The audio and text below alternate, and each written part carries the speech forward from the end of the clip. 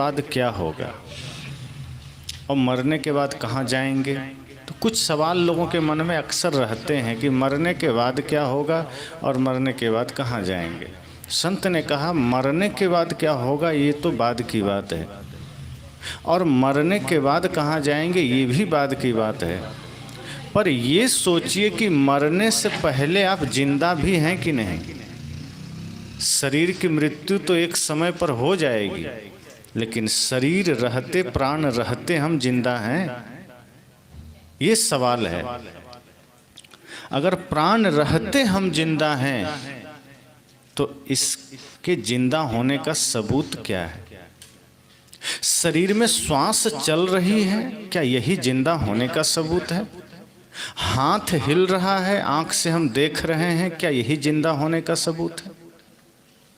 साहब ने तो कहा है जा घट प्रेम न संचरे ता घट जान मसान, जैसे खाल लोहार का श्वास लेत बिनु प्राण।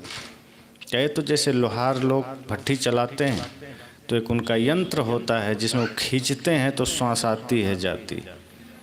का आदमी भी तो वही कर रहा है, श्वास ले रहा है छोड़ रहा है, बाकी आदमी होने की कोई पहचान कहाँ है।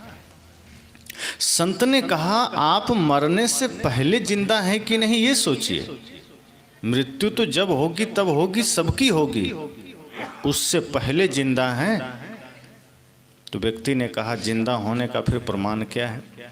हमें तो लगता है हम आँखों से देख रहे हैं, कान से सुन रहे हैं, नाक से गंध ले रहे हैं, मुख से भोजन ले रहे हैं, कुछ बोल रहे हैं, सारी इंद्रियां काम कर रही है। फिर हम कैसे कहें कि हम जिंदा नहीं हैं। संत ने कहा ये जिंदा होना तुम्हारे लिए महत्वपूर्ण नहीं है, ये तो शरीर का जीवन, शरीर का जिंदा होना मात्र है। ये तो शरीर का हिलना डुलना मात्र है। आत्मा के आलोक में शरीर काम कर रहा है, पर जीवंतता का पहचान, जीवंतता की पहचान क्या है, जिंदा होने का, जिंदा होने का सबूत क्या है। तो संत ने कहा कि जिंदा होने का सबूत यही है कि मरने से पहले जीवन प्रेममय हो जाए, मरने से पहले जीवन भक्तिमय हो जाए, मरने से पहले हमारे जीवन के एक एक कर्म पवित्र हो जाएं, ये जिंदा होने का सबूत है। तो मरना कब होगा नहीं होगा ये तो कोई नहीं जानता, और ये तय है, इसको कोई टाल भी नहीं सकता, इसको टाला भी नहीं जा सकता। जो जब नियत है, जिसकी तिथि निर्धारित हो गई है, उसको टाला नहीं जा सकता। किसी को जन्म लेने से रोक सकते हैं, मरने से नहीं रोक सकते। दुनिया में कुछ भी करने से रोका जा सकता है सिवाय मौत के।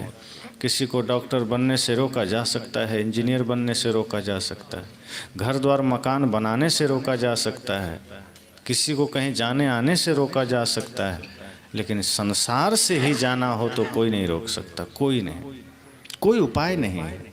इस संसार से बाहर निकलने का एक ही दरवाज़ा है, वो मौत का है। दूसरा कोई दरवाज़ा ही नहीं है कि हम छिप के निकल जाएं मौत से। कहीं ना कहीं किसी न किसी रूप में मौत हमें खोज लेती है, उठा लेती है।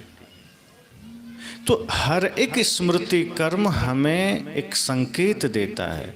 एक एक जो भी श्रद्धांजलि सभा हम मनाते हैं, पुण्यतिथि मनाते हैं, स्मृति समारोह मनाते हैं, ये सब हमारे लिए बहुत महत्वपूर्ण संकेत लेकर आते हैं। ये हमारे लिए एक जागरण लेकर आते हैं कि हम जिंदा हैं, पर वाकई जिंदा हैं।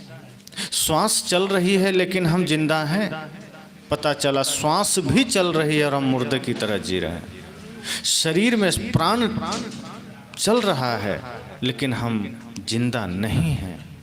तो एक एक स्मृति कर्म, स्मृति समारोह हमारे लिए एक संकेत है। जो व्यक्ति गया है वो हमारे लिए एक अवसर छोड़ गया है, एक अवसर हमें प्रदान कर दिया है। रामदयाल जी नहीं हैं लेकिन उन्होंने हमें सत्संग दिया। सोचिए कितने पुण्यात्मा रहे होंगे। बहुत लोग तो जीते जी सत्संग का कारण नहीं बन पाते, कुछ लोग गुजर के भी सत्संग दे जाते हैं। तो ऐसे लोगों के जीवन से सीखना चाहिए। आज उनके चित्र लगे हैं। जब व्यक्ति